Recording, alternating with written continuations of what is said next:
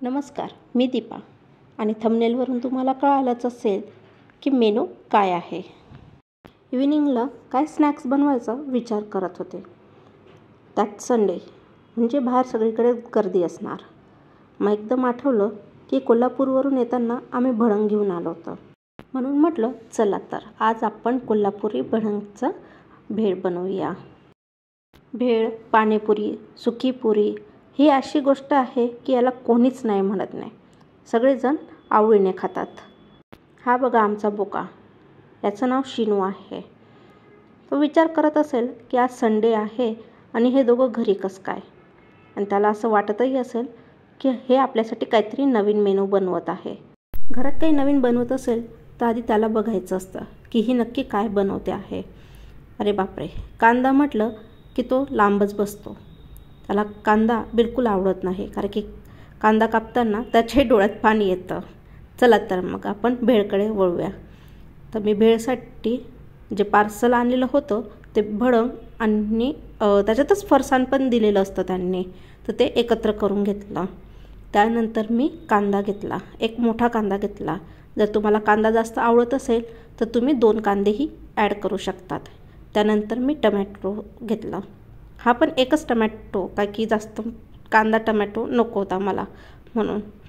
तर तुम्ही तुमच्या आवडीनुसार कांदा टमॅटो तुम्हाला किती हवं तुम्ही ॲड करू शकतात. शाळेत असताना पण आम्ही असंच भेळ बनवायचा प्लॅन करायचो. ज्याला जे जमेल ते घेऊन येणार. कोणी मुरमुरे, चिवडा, त्यानंतर टमॅटो, कांदा, लिंबू, कोथिंबीर, आणि जर जमलं तर कोणीतरी बाहेरून चिंचेचं पाणी घेऊन येणार पार्सल. मग मस्तपैकी आम्ही शाळेत ते भेळ बनवून खायचो. ती मजा वेगळीच होती.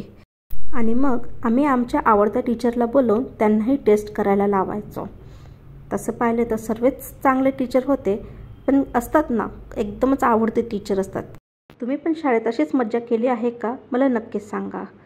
त्यानंतर मी भेळमध्ये बाहेरून आणलेली कचोरी, कांदा कचोरी नाही साधीच कचोरी होती ही, तर ही कचोरी मी ॲड केली. थोडेसे हाताने तुकडे करून ते स्मॅश करून ॲड केले. त्यानंतर मी घरीच पुदिन्याची चटणी बनवली होती. त्यात थोडंसं पुदिना, कोथिंबीर, हिरवी मिरची, लिंबू आणि अद्रक यात मिक्सरमधून काढून घेतलं होतं. आणि मग त्यानंतर पार्सलमध्ये असलेली चिंचेची चटणी मी ॲड केली आणि त्यानंतर वरतून थोडं मीठ टाकलं. जर तुम्हाला तिखट हवं असेल तर तुम्ही वरतून थोडं लाल तिखटही ॲड करू शकतात. हा बघा आमचा बोका ओट्यावर जाऊन बसला आहे. तो अजून म्हणतोय की बनवलंच नाही का, खावा पटकन आणि झोपा. चला तर मग आपली भेळही तयार. या मग सर्वजण. तुम्हाला हा व्हिडिओ कसा वाटला मला नक्कीच सांगा आणि पेजला लाईक, शेअर आणि सबस्क्राईब करायला विसरू नका.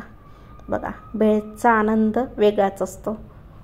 चला तर मग भेटूया नेक्स्ट व्हिडिओमध्ये. Bye bye. थँक्यू.